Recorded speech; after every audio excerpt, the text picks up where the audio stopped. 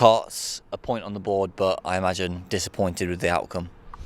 Yeah, I think whenever you go 2-0 up in a game, you're disappointed ultimately if you relinquish that lead. But it was one moment in the second half. We done so well to get ourselves to the good, and then we've just switched off for a moment from a set piece and not done our jobs and got punished. And from that moment on, then the game was a bit back and forth, and I felt like we didn't get back into our passing game and get the ball down and actually play, whereas Charlton did.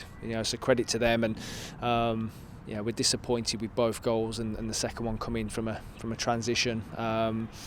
So ultimately, if you're two to the good in a game, you need to manage certain moments better than we did today. So we've been punished, but at the end, I think you're seeing two evenly matched teams going for the win, which I'm sure was an entertaining game for the fans today.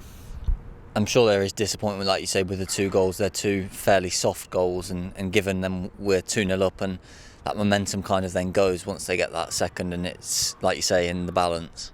Yeah, the momentum shifted when they got that first one, and it's hard then to wrestle that back. And as I say, credit to Charlton, because I thought they came on strong, and I thought we'd sort of got back into the game and got a foothold back into the game, and it was evenly matched, and then we go and concede a second on a transition. So they had the ascendancy going into that last 10 minutes after they got the equaliser. So I was pleased with how we managed that, because it would have been easy for us to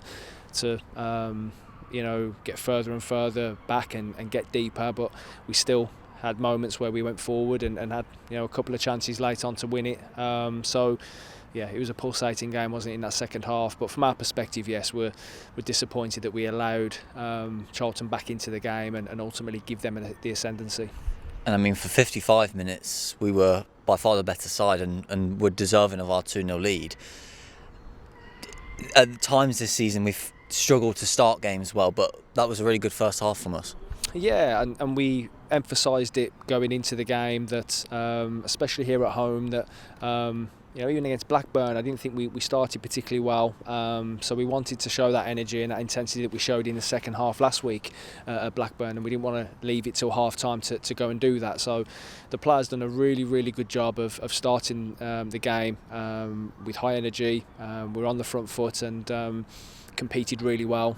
So got ourselves in front, and we said the same at half time. We can't step off the gas, because again, there's been times this year where we've been punished for starting slowly going into the second half, and again, they took that on board, and we scored a second, and from that moment then I was really confident that we could go and manage the game and and keep that lead. And we're just disappointed that we've switched off for a moment. Something out of our control has took our attention. A refereeing decision has meant that we've lost concentration, and as I say, we've allowed a very good team back into the game. So credit to Charlton for that. And both of our goals came from set pieces. You must be pleased that we utilised the strength that we have in that department. They're a vital part of the game, as we all know, and we've got good delivery, and we've got some willing attackers of the ball as well. Obviously, Luke Quinn, we all know, he's exceptional at that and has done it all a career.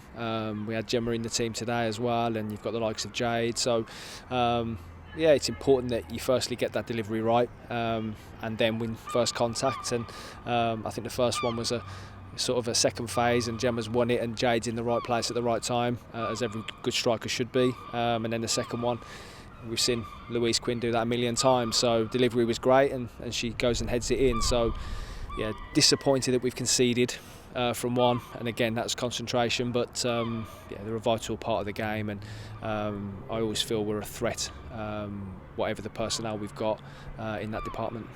And how important is it now that we use the positives from the first half and the frustration of being pulled back as fuel for our FA Cup quarter-final next weekend against Brighton?